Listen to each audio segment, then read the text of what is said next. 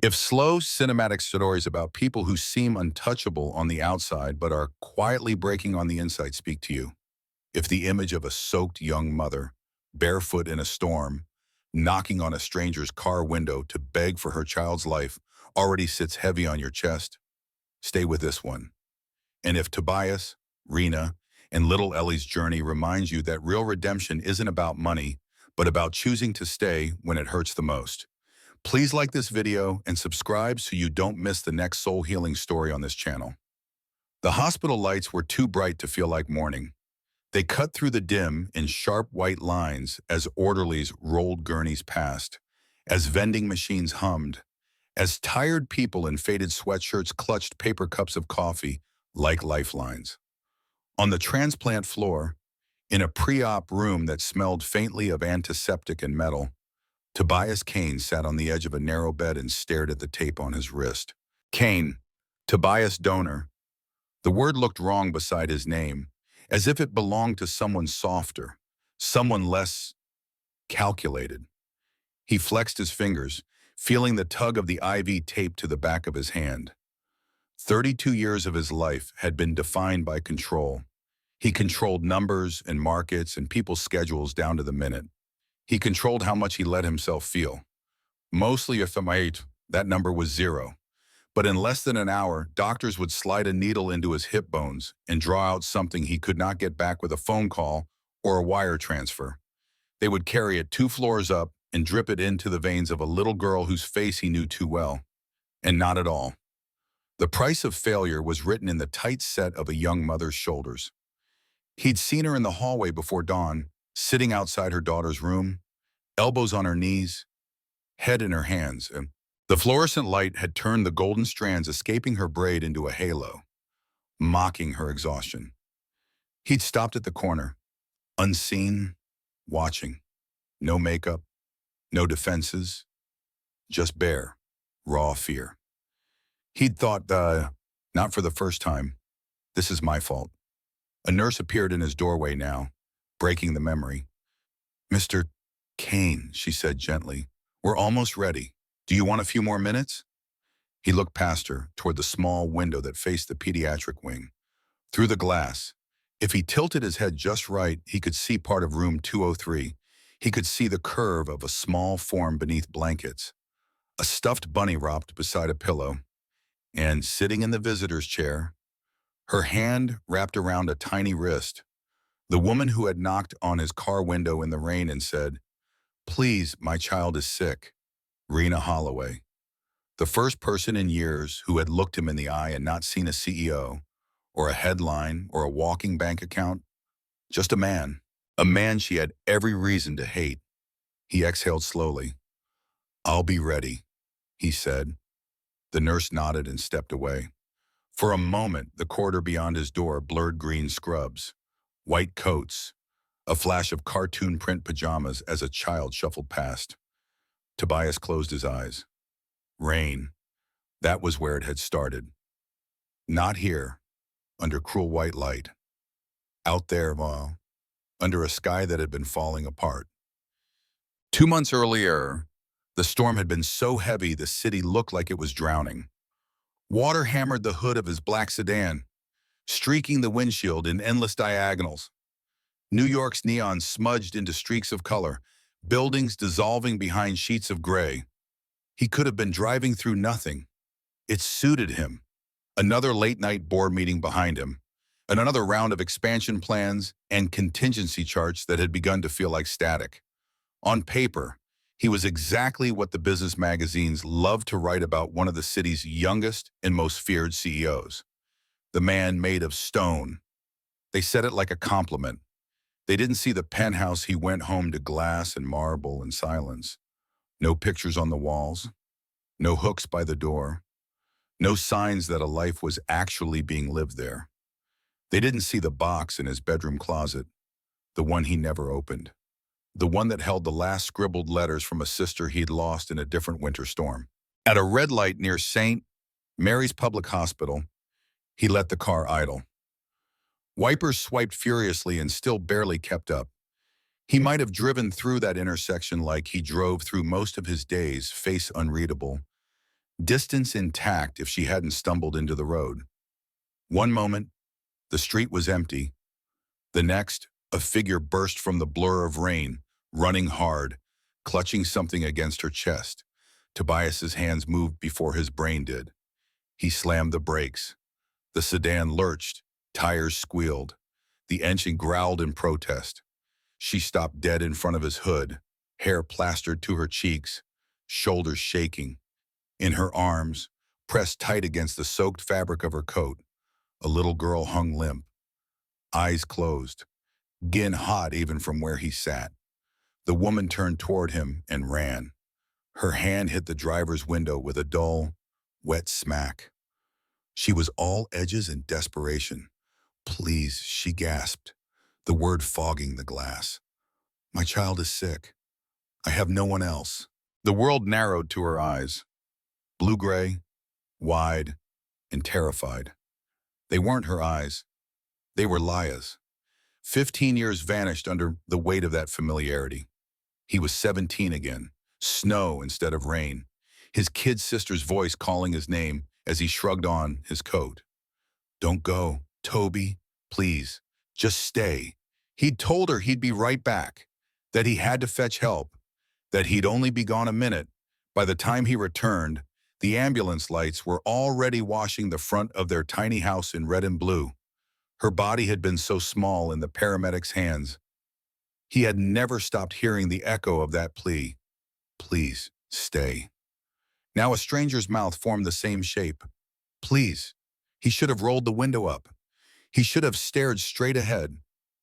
That was who he knew how to be. Instead, Tobias hit the lock. The soft click sounded louder than the storm. "Get in," he said. She opened the back door with the shaking fingers, climbing in without bothering to wipe the rain from her face. The little girl in her arms whimpered once, then went limp again. As the woman shifted to settle the child, Tobias glanced down. Her feet, no shoes, no socks, bare skin, white and red with cold, pressed against the rubber mats of his luxury car. Water dripped from her ankles, pooling around trembling toes. He gripped the steering wheel so hard his knuckles burned. The memory was cruelly precise, Leia running after him that night, barefoot in the snow, the soles of her feet already raw because she'd given him her only pair of good boots. She had not had shoes either. "Please," the woman whispered again, voice breaking over the word. "She's burning up. I think it's her lungs. The shelter. They told me to wait." "I can't wait." He didn't answer. He just shifted the car into drive and aimed the headlights toward the hospital sign. The wipers beat time with his heart as he cut through the waterlogged streets. At the emergency entrance, staff pushed through the doors, faces lit with professional urgency. A nurse took the child from her arms, calling out vitals as they hurried inside. The woman stumbled after them, hair streaming, coat gaping open. Tobias caught up long enough to drape his long wool overcoat around her shoulders.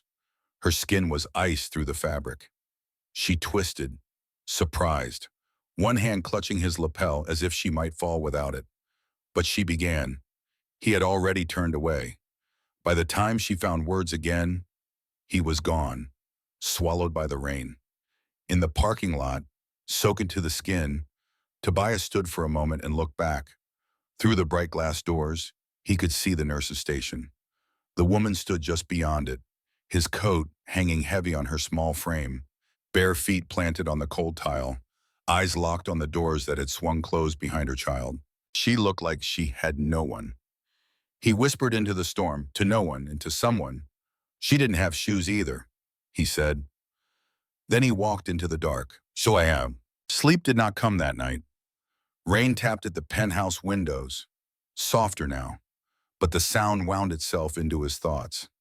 Tobias sat at his kitchen island, an untouched glass of bourbon at his elbow, the city lights blinking below. The room glowed in warm tones designed by professionals who told him it made the space feel inviting. No one ever came. He twisted his phone between his fingers. He had done what most decent people would have done. He had given a stranger a ride to the hospital in a storm. He had offered his coat. He could stop there. He should stop there. His thumb hovered over a contact he had not used in years. Dr. Lawson St. Mary's administration. He hit call. Lawson, came the voice on the other end, groggy but alert. It's Tobias, he said. A pause. Kane, Lawson said slowly. That's unexpected. Everything all right, I need a favor, Tobias said. Quietly. Go on.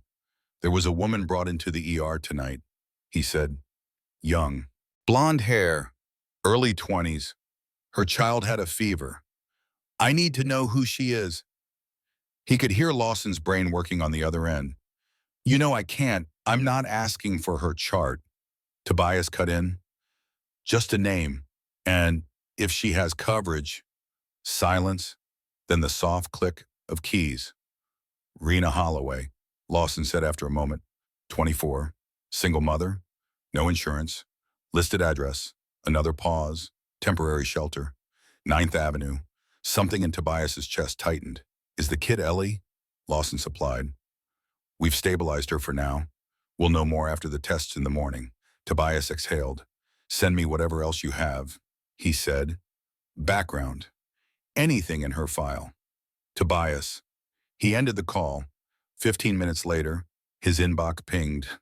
He opened the report expecting to see the usual missed appointments, unpaid bills, a list of system failures he could detach himself from with practiced ease. What he saw instead made his stomach drop. Brookwood Children's Home. Resident. 1999-2008. Brookwood. A small orphanage in Brooklyn that had once been fully funded by the Kane Family Foundation. 10 years ago, the board had recommended reallocating those funds to projects with greater global visibility. He had been 22, newly promoted, hungry to prove he belonged at the table. The report had been thick, numbers dense, names irrelevant. Brookwood Children's Home was a line on page 12, marked for immediate defunding. He had signed without reading past the first paragraph. 6 months later, Brookwood had closed. Reena Holloway had been 13. Tobias stared at the date until the numbers blurred. He shut the laptop. Guilt was not a clean feeling. It crawled, slow and cold, seeping into all the places he had carefully boarded up. Somewhere in this city, a woman he had never meant to hurt had spent a decade learning to survive the fallout of a signature he barely remembered him. He had left her at the hospital door without asking her name. He had almost left her entirely to chance. He stood abruptly, chair scraping harshly across the floor. The man in the reflective glass door across the room looked like he always did, black hair combed back. Expression calm, suit jacket hanging perfectly from his shoulders. The man made of stone. It felt like a lie. He turned away from his own reflection. For the first time in years, Tobias Kane wasn't thinking about profit margins or market share. He was thinking about bare feet on rubber mats and the sound of a young woman knocking on his window in the rain. He went back to Mary's in the morning. No entourage. No driver. No appointment. The pediatric ward smelled like disinfectant and worry. Cartoon decals peeled from the walls. A TV in the corner played a muted kids show no one was watching. Room 203 had Reena's name on the chart. Through the small pane of glass in the door, he saw her. She sat in a plastic chair pulled close to the bed, chin pillowed on the mattress edge. Fingers wrapped around a much smaller hand. Her golden hair had been pulled into a messy knot. Dark smudges sat under her eyes. Ellie slept, cheeks flushed with the remnants of fever, a hospital bracelet too big for her tiny wrist. A pale pink dress peeked out from under the thinning blanket. A stuffed bunny's worn ears lay crooked beside her. Tobias didn't go in. He just stood there for a long moment, watching. Then he turned and walked down the hall to billing. It took one signature sharp, black ink across a line, the kind of movement he could make half asleep. Anonymous, the administrator asked, brows lifting. Most donors prefer no names, Tobias said. Just mark it paid in full. He received a printed copy of the cleared balance. He didn't keep it. He left it on the counter on his way out, as if dropping the weight of it there could make anything lighter. It didn't, but it was a start. A week later, the rain returned. Colder this time, more cutting. Tobias watched it from across the street, collar turned up, hands shoved deep in his coat pockets. Reena had refused to take Ellie back to the shelter after discharge. Infection thrived in crowded rooms with thin walls and thinner blankets, so she had chosen the harder option. Street. On the corner near a subway entrance, she'd set up a makeshift stall, a folding crate flipped upside down, a cardboard sign, a small display of handmade things, knitted gloves in mismatched colors, tiny bracelets made of thread and careful patience, keychains with little stitched animals. Her fingers worked fast and precise even as the wind bit at them, bringing out the red that lived in the cracks of her skin. Ellie sat in the stroller beside her, wrapped in a faded blanket, bunny tucked under her chin. She watched the world with the solemn curiosity of a child who had seen too much. Tobias kept to the shadows. He told himself he was only making sure they were okay. The truth was less noble. He couldn't stay away. Day after day, he watched. The thing that finally broke him wasn't the thin coat she wore or the way she stiffened every time a stranger got too close. It was the socks. The temperature had dropped overnight. Wind knifed through the city, chasing people faster down the sidewalk. Today, the cardboard under Reena's crate had grown damp. Water crept up the edges of her jeans. Ellie shifted in the stroller, a small cough pushing past her lips. Reena reached into her pocket and pulled out a single sock. Worn, stretched thin, a hole near the toe, she slid it onto Ellie's foot with infinite care, tucking it into the blanket like it was made of silk. Then she straightened, looked down at her own bare feet on the icy pavement. No hesitation. She opened a plastic shopping bag, stepped into it, tied the handles around her ankles so the thin barrier crinkled around her skin. A makeshift shield between flesh and concrete.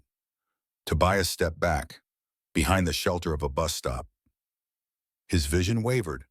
A single tear slipped hot and unwanted down his cheek. She had almost nothing. She still gave her child everything. He had almost everything. And he had given very little that mattered. Not yet. But no. He didn't plan the next meeting. He didn't have to. Life, or whatever part of it, had decided he was overdue for collision, took care of it. The pediatric clinic's waiting room was full of coughs and cartoons and the flat flicker of fluorescent lights. Tobias stood near the entrance, out of place in a dark coat and polished shoes. He had called ahead, quietly. Ellie had a follow-up appointment that morning. He knew he had no right to show up. He came anyway. The door opened. Reena walked in, holding Ellie's hand this time instead of pushing a stroller. The little girl wore the same pink dress under a different jacket, the bunny tucked under her arm. Reena's hair was braided loosely down her back. Her jacket was a size too big, the hem nearly brushing her knees. She moved like someone who was used to taking up as little space as possible. He approached slowly. "Hi," he said, voice low but steady. "I'm sorry to interrupt. I think we might have met once." She looked up. Her eyes scanned his face, searching memory. He saw the moment it clicked. "The car," she said. "The rain." He nodded. "I used to volunteer at Brookwood," he added, because the lie of omission lodged in his throat. "The children's home. A long time ago." Something in her posture softened. Just a fraction. "I remember someone," she said cautiously. "Tall, quiet, always wore a tie, and even with a t-shirt." He almost smiled. "That sounds like me," he admitted. They sat when the nurse waved them toward the chairs. Ellie studied him with large, curious eyes. "Are you a doctor?" she asked, voice soft and wispy. He shook his head. "No," he said, "just someone who knows how to make paper birds." Want to see her face lit up. He pulled a receipt from his pocket, old habit, and folded it with practiced hands. Corner to corner, wing to wing. It was something Laya had made him do, over and over, on afternoons when they'd been too broke for anything but imagination. He set the finished crane gently on Ellie's knee. "For good luck," he said. She smiled like it was magic. Reena watched the whole thing in silence. Her eyes were wary, but not closed. When the nurse called their names, Tobias stood with them. "Would it be all right," he asked, "if we talked sometime, maybe over coffee? I might be able to help you find work. Something warmer than selling bracelets in the cold." She went very still. "I don't want charity," she said. "It's not charity," he replied.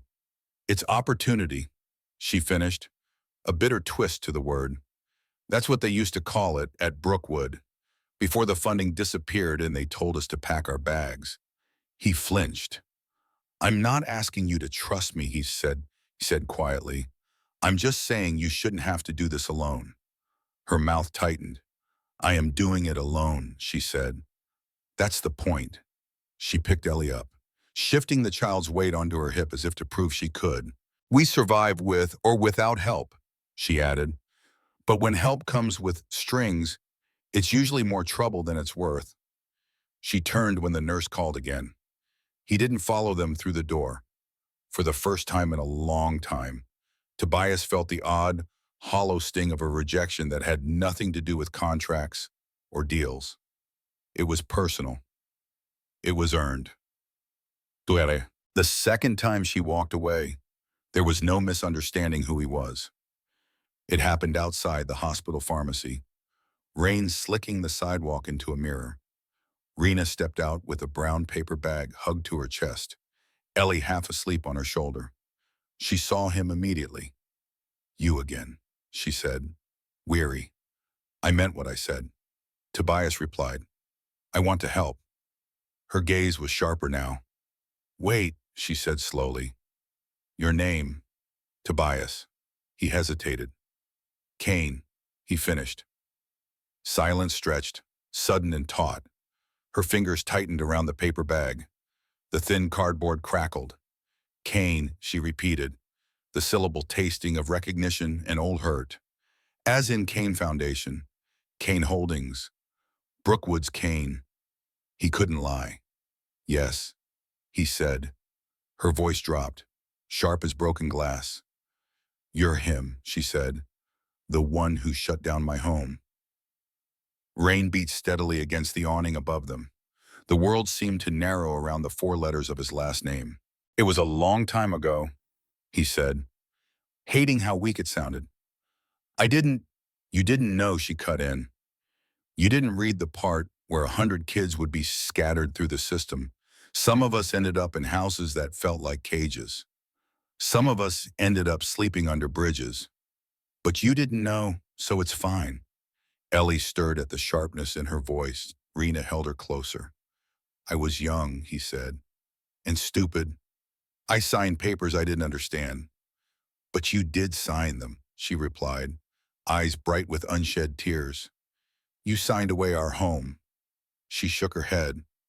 "I don't want your money," she said, "and I don't want your guilt." Then she walked away, vanishing into the gray smear of the city. Tobias stood in the rain and didn't move. For the first time since he'd watched the heart monitor flatline 15 years ago, he had no idea whether anything he could do next would matter, or if it was already too late. So he opened the box from the back of his closet that night. The antique wood creaked softly, a sound he hadn't heard in years. Inside lay faded envelopes, edges curled, paper yellowed, all addressed in the same looping, hopeful handwriting. "To Toby, to my annoying brother, to the boy who always pretends he's fine." Leah had written him letters constantly that last winter, even though they lived under the same roof. She'd leave them under his door or slip them into his backpack. Her way of reaching past the walls he'd started to build around himself. He unfolded one. "I miss when we used to race home from school. Remember, you always let me win. I know you're busy now, but you don't have to be. I think you're just men. You don't have to be that either. I'm still here. He blinked hard until the words steadied again. At the bottom of the pile lay one he recognized by feel, the last letter, the one she'd never given him. He'd found it on her desk the night she died and read it once. The pain had been so sharp he'd shoved it into the box and never looked at it again. Until now, his hands shook as he opened it. If one day you see someone like me, don't walk away. Don't make the same mistake twice. Don't try to fix it with money or silence. Just stay. The ink blurred as tears finally escaped the place he'd trapped them. He could see Reena in the rain, bare feet in plastic bags. He could see Ellie's thin wrist under a hospital bracelet. He could hear his own signature scratching across a paper that had cut her life in half. Tobias stood, letter crumpling in his fist. By noon the next day, he was in the boardroom of Kane Holdings. 12 men and women in suits watched him with polite expectation. He set a folder on the gleaming table. I'm reinstating the Kane Family Foundation, he said, effective immediately. We will create a permanent Brookwood Children's Initiative new homes, medical support, education funds. We will prioritize families like Reena Holloway's. Murmurs rippled around the table. This feels impulsive, one board member said carefully. We already donate to larger causes. This looks like a publicity stunt, another added, especially given your recent sightings around the hospital. It's not a stunt, Tobias said, colder now. It's a correction, one we should have made a decade ago. And when the media asked why now a third pushed, after all this time he met each gaze in turn. Let them ask, he said. Within days they did. Reports surfaced. Kane CEO's sudden philanthropy redemption or spin boom. Billionaire who cut funding to orphanage now wants to help kids. An internal email leaked, courtesy of an assistant he'd trusted like family, suggesting the timing was tied to an upcoming deal. The stock price dipped. Investors called. PR drafted statements. All sterile language and careful distancing. Tobias turned his phone off. He sat alone in his office, lights off. City awash of orange and blue outside the floor-to-ceiling glass. For the first time, public opinion mattered less than a little girl's lab results. Guayo. The relapse came like a punch. Ellie's color faded. She stopped eating. Bruises appeared where they shouldn't. In the hospital room, under harsh lights, the doctor's voice was gentle but unflinching. Her bone marrow isn't producing enough healthy blood cells, he said. She has a rare inherited disorder. We can keep treating these infections, but her body is running out of reserves. What does she need? Reena asked, voice thin. A bone marrow transplant, he said. Soon. We've searched the registry. No perfect matches yet. A close family member would be the best option, but he didn't finish. There were no close family members, not any who could help. Reena's fingers tightened around Ellie's hand. The child gazed at her with heavy-lidded eyes. Mommy, she whispered. Okay. Reena forced a smile. Of course you are, she said. You're the bravest girl I know. Outside, in the hallway, Tobias cornered the doctor he'd once written a grant for. What about an unrelated donor, he asked. How rare are matches like that? Very, the man said. But not impossible. Why? Tobias didn't answer. He went to the lab quietly, under an alias, and rolled up his sleeve. The tech swabbed his cheek, labeled the sample, and promised results in a week. They called in 3 days. Mr. Smith, the technician said, voice a little too bright to be casual. Yes, he said. You're a 9.8% match, she said. I've never seen numbers that close without a blood relation. This little girl, you may be her best shot. He stared at the string of numbers on the screen. For once, statistics weren't abstract. They were a heartbeat. He met Reena on a bench outside the hospital the next morning. She sat hunched forward, elbows on her knees, fingers intertwined so tightly her knuckles were white. I matched, he said. She looked up, eyes ringed red. What? She whispered. I had my HLA markers tested, he said. I'm a 99.8% match for Ellie. She stood slowly, as if the ground might move. Why would you, she began, then stopped, the question crumbling in her throat.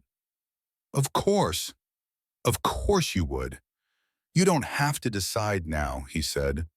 I just wanted you to know there's an option. Her laugh was jagged. You think this is about deciding, she asked. My little girl is lying upstairs, and you're telling me her best chance happens to be the man who signed away my home and then tried to buy my forgiveness. He flinched. This isn't guilt, he said. Not only guilt, this is responsibility and choice, and I can walk away and let some stranger's file get flagged as no match found. Or I can get on that table and try to give her another year, another 10, another lifetime. She shook her head. I don't want her to live because someone pitied us. She said, she won't, he replied quietly. She'll live because someone chose to stay when it would have been easier to leave. He thought of Laya's last letter. Don't walk away. Don't fix it with money. Just stay. Reena's shoulders slumped. Just promise me one thing, she whispered. You are not doing this to feel better about yourself. I can't carry your redemption arc too. He met her eyes. I'm doing this, he said, because I didn't get to save my sister. And I am done letting that be the end of the story. Silence settled between them. Then, slowly, she nodded. The morning of the transplant, the world seemed very small. Pre-op, white walls, white sheets, a marker line on his hip where the surgeon would draw marrow out of him and send it into someone else. Downstairs, another team prepared Ellie's little body to receive what his bones made. No cameras, no press conferences, no glossy pamphlets with his name on them. He'd signed consent forms that spelled out risks, pain, fatigue, bleeding, rare complications. He'd read them all. He hadn't blinked. The nurse came back into his room, hands gentle but practiced. We're ready, she said. He walked down a short hallway that might have been a mile long. Just before they turned into the operating room, he caught a glimpse through a glass panel. Room 203. Ellie lay under white sheets, face pale but peaceful. A cartoon sticker brightened the IV pole beside her bed. A paper crane in faded blue sat on the windowsill, its wings slightly bent from handling. Reena sat in the chair, one hand on the blanket, the other covering her mouth. Her eyes were closed. Her lips moved. He couldn't hear the words. He didn't need to. He stepped into the operating room before he could change his mind. The world came back in fragments. Beeping, a dry throat. Wait. Tobias blinked against the blinding fluorescent light above him. His body felt like it had been hollowed out and refilled with sand. A nurse's face swam into focus. You're awake, she said softly. How are you feeling? He tried to speak. The words came out cracked. Did she made it through the procedure. The nurse said, she's stable, she's strong. He let his head fall back. For the first time in years, the tight band around his chest loosened a fraction. He drifted in and out for hours, surfacing briefly to sips of water and pain meds, sinking again when the weight of exhaustion pressed him down. At some point, he woke to the faint sound of wheels squeaking and voices in the hallway. He turned his head as much as the stiffness would allow. On the small table beside his bed sat a clear display box. Inside, carefully placed on tissue paper, lay a pair of shoes. Women's shoes, cheap canvas, the rubber soles thin and worn. The fabric had been cleaned, the tears in the sides carefully stitched. A small label rested in front of the glass. The night we met. He closed his eyes. On the pediatric floor, under softer lights, Ellie stirred. Her little body was weak, but the monitors showed a rhythm the doctors liked. Beside her, Reena dozed in the chair, fingers still curled around her daughter's. A small, folded shape lay on the bedside table. Another crane. She woke to the faint pressure of tiny fingers squeezing hers. "Ellie," she whispered, jerking upright.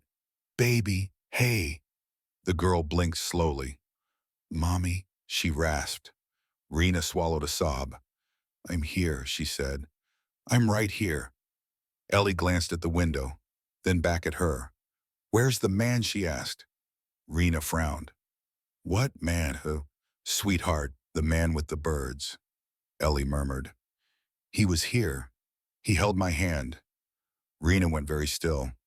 "In your dream?" she asked carefully. Ellie nodded. "It was raining," she said. "I was standing in it. My feet hurt. He put an umbrella over me. He said I'd be okay." Tears burned hot behind Reena's eyes. She pressed her forehead to Ellie's, breathing in her daughter's warm, hospital-scented hair. "He was right," she whispered. Later that afternoon, when Ellie had drifted back to sleep, Reena walked 2 floors down. She hesitated outside Tobias's room, hand on the door frame. Then she pushed it open. He lay with the bed slightly raised, skin still too pale, eyes heavy-lidded. The IV ticked slowly. He looked more human than she'd ever seen him, more breakable.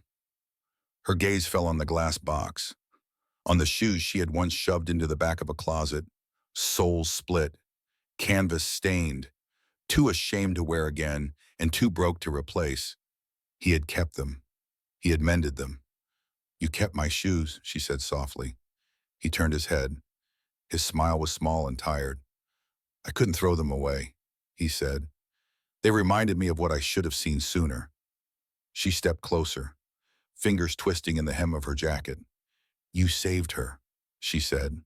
I don't know how to say thank you for that." "You already did," he replied, voice rough. "You trusted me enough to let me try." They sat in silence for a while, not the heavy, brittle silence of people avoiding each other, a stillness that settled, almost gentle. Finally, Reena reached out. Her hand found his. His skin was warm. "So," she said, voice steadying, "where do we go from here?" "Mr. Kane," he searched her face. "I don't know," he admitted. "For once, I don't have a plan with bullet points." She actually smiled. "I know you can't fix everything you ruined," she said quietly. "Not for me, not for all the kids who fell out of Brookwood when the funding disappeared." He nodded. "But," she added, fingers tightening around his, "Ellie needs you." She paused. "So do I." Something in his chest that had been locked for 15 years finally broke. Not with a shatter, with a soft, fragile crack that let light in. 1 year later, the rain returned. Softer this time. It fell in thin lines down the front windows of a small corner cafe in Brooklyn, turning the city beyond into a watercolor. Inside, the air smelled like coffee and warm bread and cinnamon. The place was modest, a few wooden tables, a glass pastry case, a chalkboard menu crowded with careful handwriting. Plants hung in mismatched pots from the ceiling, their leaves brushing the top of a painted sign near the counter. Leia's corner in memory, in hope, behind the counter. Reena moved with a calm efficiency born not from fear, but from ownership. Her golden hair was tied up in a loose bun, wisps curling around her face. Flour dusted her apron. She greeted customers by name, refilled mugs, checked the oven with a practiced wrist flick. The cafe was her dream, once buried under the rubble of survival. Tobias had helped fund it through the newly rebuilt foundation, but the heartbeat of the place came from her. The bell over the door jingled. A pink backpack bounced in. Mommy Ellie shouted, barreling across the floor. "We made hula hoops out of pool noodles today." Her cheeks were rosy. Her pigtails were uneven. The hospital bracelet had been replaced by a friendship bracelet made of tangled string. Reena leaned over the counter and kissed her forehead. "That sounds very messy," she said.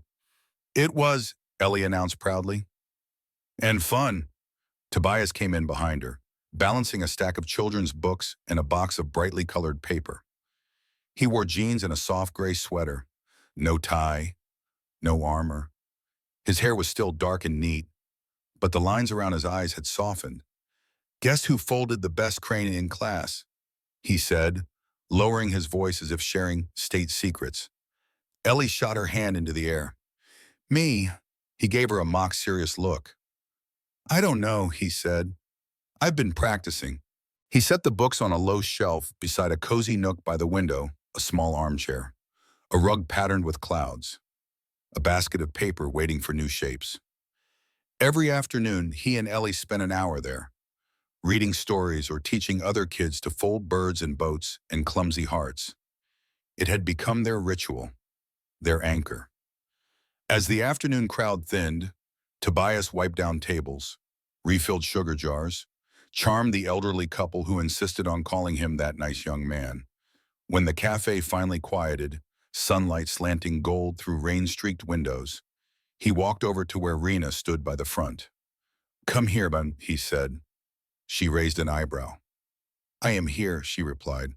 "Sit," he said, nodding toward the bench under the window. She looked amused but obeyed, smoothing her skirt as she sat. Outside, people hurried past under umbrellas, the rain turning their reflections into smears. He knelt in front of her. Again she teased. "You know, I can tie my own shoes now." "I know," he said. "Humor me." From behind his back, he pulled out a shoebox. Inside lay a pair of white leather flats. Simple, sturdy, beautiful in their plainness. "For you," he said. She laughed softly, shaking her head. "Tobias," she said, voice thickening, "you don't have to keep buying me shoes." He slipped one onto her foot, fingers gentle, then the other.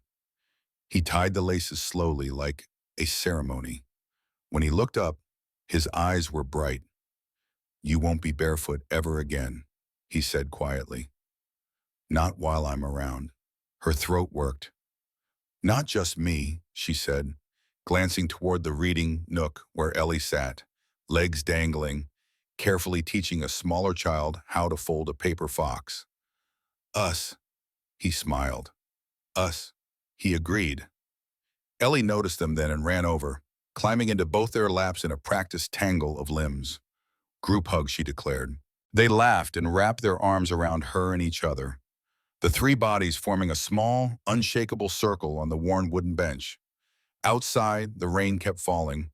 Inside, the cafe was warm and full of cinnamon, and quiet music, and the soft murmur of conversations, and the rustle of paper wings waiting to be folded. Tobias glanced at the sign above the counter, Leia's Corner. He thought of his sister's last letter. "Don't walk away. Just stay." He tightened his arm around Reena's shoulders, feeling the solid weight of Ellie against his chest. For the first time since that winter night, he felt like he had listened. Not perfectly, not cleanly, but truly. He had stayed, and somehow in the messy, painful, beautiful middle, staying had turned a rainy street and a desperate knock into this a corner cafe. A small family, a life that finally felt like more than numbers. He kissed the top of Ellie's head, then leaned his forehead briefly against Reena's. "This," he murmured, "finally feels like home." If this story stayed with you, if it made you see the tired faces in the rain a little differently, or remember that sometimes the smallest knock on a window can change the whole direction of a life, please like this video so more people can find it. And if you want more slow, cinematic, healing stories about second chances, found families, and the quiet courage it takes to stay, don't forget to subscribe. Thank you for listening. And until next time, be gentle with the people who pretend to be made of stone. They might be the ones who need your umbrella the most.